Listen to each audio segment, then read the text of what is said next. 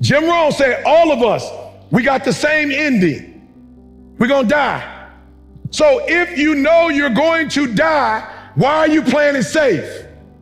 Like if you know you're gonna die, why are you listening to other people tell you about your life? If you're gonna die, why don't you live your own life? Man, that's what I loved about my grandma. She drove until she was 89 years old. She died in her own home. She didn't die nowhere else. My grandma lived her life on her terms. My grandma got her hair done every 2 weeks. She still was getting her hair done. She was still going and getting massaged. She was still going to get manicure and pedicure. With the little money she had, she lived life on her terms. And guess what? There were some people in my family that didn't like the fact that she lived life on her terms and didn't care what they thought. But you know what? She died on her terms. You're going to die anyway. Don't die on your grandma's terms. You're going to die anyway. Don't die on your friend's terms. You're going to die anyway. Don't die on your parents' terms. If you're going to die, die on your own terms. No, I'm being honest. I remember there was a time when I used to speak. One of the things that used to bother me the most is I would like get invited to these events, and it was like, it's a, you know, they're having a dinner, and it's like, you know, multi-millionaires in the room, and they got a dress code. I remember back in the day when I would be perplexed, like, okay, should I go buy a suit because I don't have a suit? Should I? Let me tell you something. I'm telling you, I'm so free now, and people think I'm free because of the money I make. I'm free now because I'm living life on my terms. I'm like, look, we got two options. Either I don't wear a suit and I show up and do what I do, or I wear a suit and I don't show up. No, watch me very closely, and I'm not disrespecting your event. If your event requires somebody to dress up, if that's what it's about, I'm not disrespecting you. I'm not mad at you. I'm just not coming. Why? Because I don't dress up. I like to be my authentic self. I like to be who I am. I don't want to have to go to the store and buy. I just want to be myself. And if you can't, and that's what I love about this company, it's not about how you dress. It's about real estate. It's not about how you dress. It's about home ownership. It's not about how you dress. It's about economic freedom. It's about the main thing. So here's what I need you to do. I need you, like the company, to get to a point where you're your authentic self. That's what I love when I wrote my book about my authentic self. I like to show up my authentic self. That's where my shirts say ET if I preach. That's who I am. Shoes from the outlet. That's who I am. Cheap shirt. That's why somebody bought, some dude made them, was like, ET, I made you these shirts. What you think? I said, I think they're great if I don't got to buy no more. Like if you're just going to give it to me for free, I think it's great. But if you're going to charge me, I don't know. Does that make sense? So number one, listen to me very closely. Anything is possible. But nothing is possible if you have limiting beliefs. So I need you to check your limiting beliefs. And here, look, I love my mom to life. But my mom worked at Ford Motor Company her whole life. So my mom wanted me to get a job. And when I told my mom I was gonna be an entrepreneur, it hurt my mom.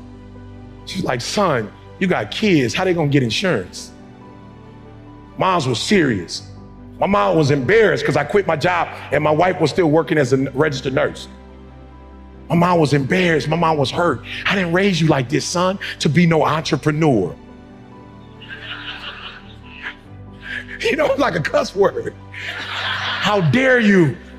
I worked for Ford, I'm married. Your father who adopted you, he worked at GM. This is a city of Ford, GM, and Christ. Don't you, son, I could get you a job at the plant. You want to be a what? An entrepreneur, what? I'm not mad at my mom. That wasn't a term for it. And guess what? I became an entrepreneur, and when my mom retired, she couldn't stand being retired. And guess what she works for? Mr. Entrepreneur.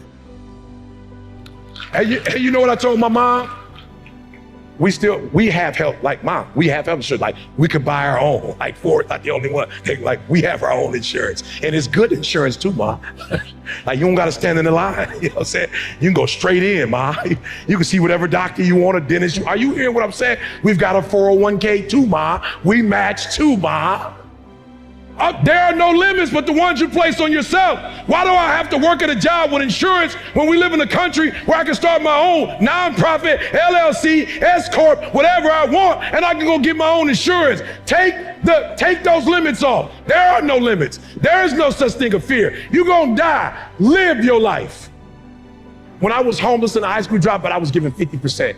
When I was working at Michigan State, and really doing well, I was probably giving 80, 85%. When I started giving 120%, meaning I wake up on my own, I mean, I get up at 3 o'clock. I'm up at 3 o'clock, y'all, Monday, Wednesday, Friday, not only doing videos, but talking to people on Instagram Live. I ain't asked for a dime. And every Monday I got a prayer line where men just jump on. I'm not asking for nothing, but I'm giving. And guess what? With the same measure that you give, it's gonna be given to you. Pressed down, shaking together. I wish my wife was out here. I'm not lying to y'all. I was on my way here. We went to Macy's because my auntie was like, we wearing white. I was like, oh, I didn't know we was wearing white. I thought we was wearing black. Okay, let me go get some white. I walk in, dude sees me, his wife started screaming, shaking. Can we take a picture? I was like, yeah, relax and stuff. It's just E, you know what I'm saying? She's like, no, my husband listens to you every day. I can't believe this. His husband was like, man, you changed my life. Here go $100, go get you some lunch.